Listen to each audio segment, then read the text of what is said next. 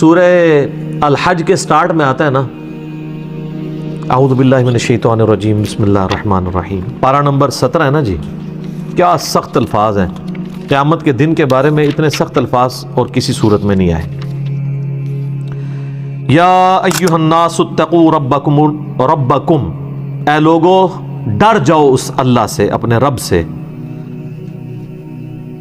ان زلزلۃ الساعۃ شیء عظیم، بے شک قیامت کا زلزلہ بہت بڑی چیز ہے.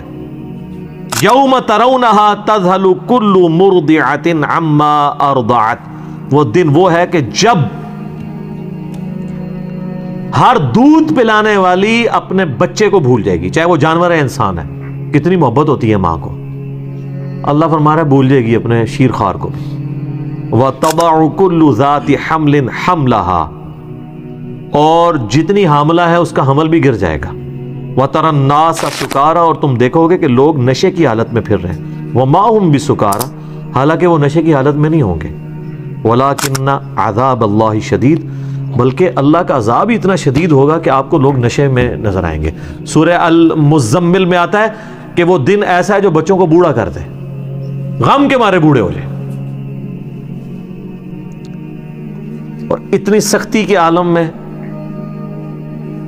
جب صحیح مسلم میں آتا ہے کہ 1.25 میل کے فاصلے پہ آگ برسا رہا ہوگا سورج، اور زمین اتنی دہک رہی ہوگی، ایسی صورتحال میں اللہ کے عرش کا سایہ کسی کو نصیب ہو جائے تو وہ آپ سمجھ لیں وہ اسی طریقے سے ہے کہ جیسے سخت گرمیوں کے موسم میں کوئی بندہ اسٹیڈیم میں میچ دیکھنے گیا اور وہ ایئر کنڈیشن والے شیشے والے باکس میں بیٹھا ہوا ہے، بیٹھا وہ بھی میچ دیکھنے ہے اور باہر بھی میچ دیکھنے والے ہیں، لیکن دونوں کی حالت ڈیفرنٹ ہے. اللہ کے عرش کا سایہ تو اسی طریقے سے. پھر آپ کے لیے جو کچھ میدان معاشر میں ہو رہا ہے وہ ایک انٹرسٹ اور انجوائمنٹ سے زیادہ کچھ نہیں ہوگا، تکلیف نہیں ہوگی. اور یہ نہ سمجھیے گا کہ یہ کوئی دن ایک آدھ دن ہے. قرآن میں 50,000 سال کا دن ہے سورۃ الحاقہ میں. سر دنیا کی زندگی 60-70 سال، اور وہ صرف قیامت کا دن 50,000 سال کا. ابھی وہ آخرت کا عذاب والا تو معاملہ انفینٹ باقی ہے.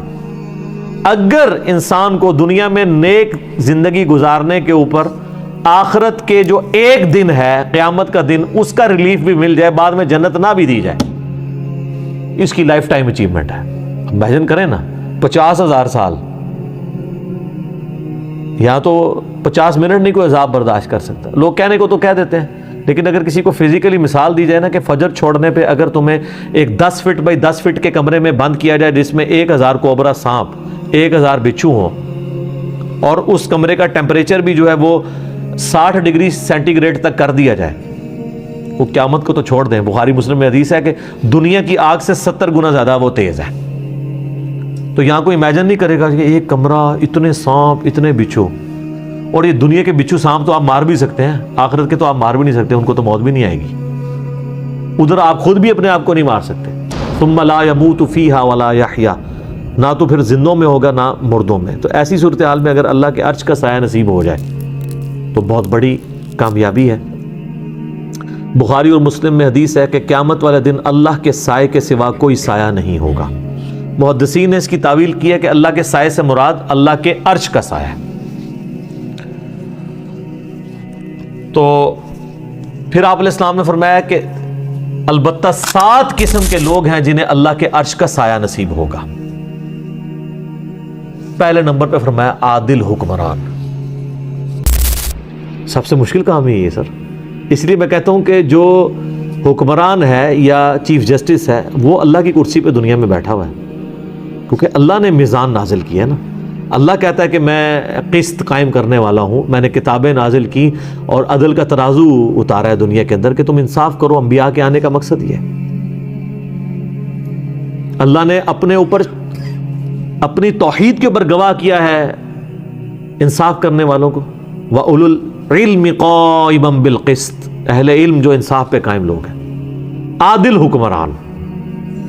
چلیں ہم تو اس کیٹیگری میں حکمرانی والے معاملے میں نہیں، لیکن اس کی آپ کورالریز بنائیں گے کہ آپ اگر کسی ایک علاقے کے اوپر آپ کی چھوٹی سی حکمرانی ہے، کونسلر ہے یا MN ہے، تو آپ اپنے اس کے اوپر اگر عدل کرنے والے ہیں. البتہ جج جو ہے نا وہ اس کو پریکٹس کر سکتا ہے کہ وہ انصاف کرے تو قیامت والے دن اللہ کے عرش کا سایہ حاصل کر لے.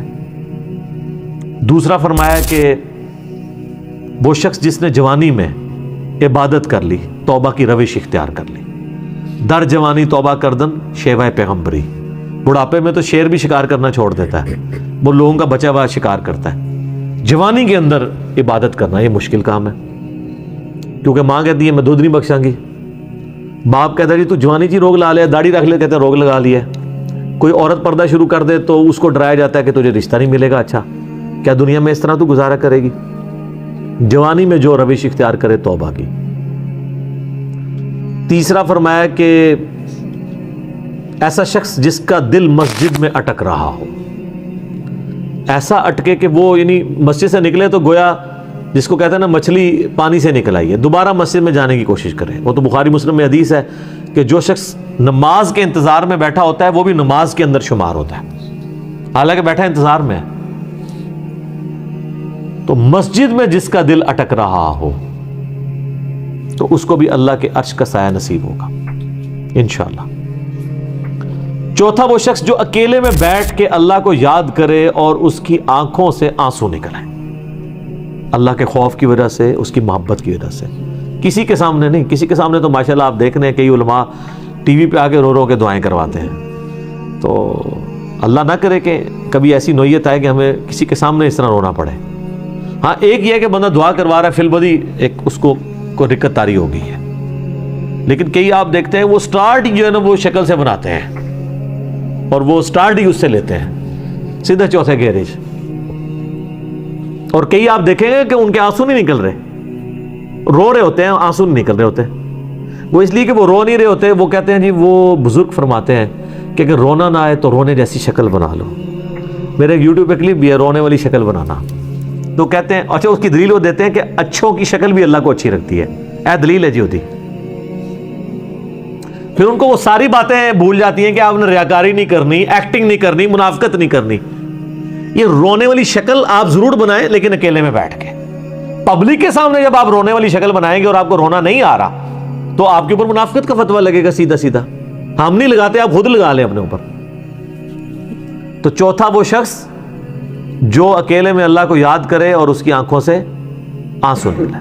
پانچواں وہ شخص کہ جسے کوئی اعلیٰ نسب والی عورت برائی کی طرف مائل کرے اور وہ اللہ کے خوف سے رک جائے اور وہ کہے کہ میں اللہ سے ڈرتا ہوں, میں یہ کام نہیں کروں گا,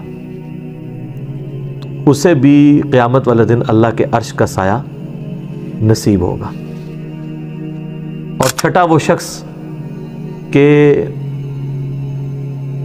جو اللہ کی محبت کی وجہ سے کسی کے ساتھ دوستی رکھے. اچھا اس میں بڑے پیارے الفاظ ہیں.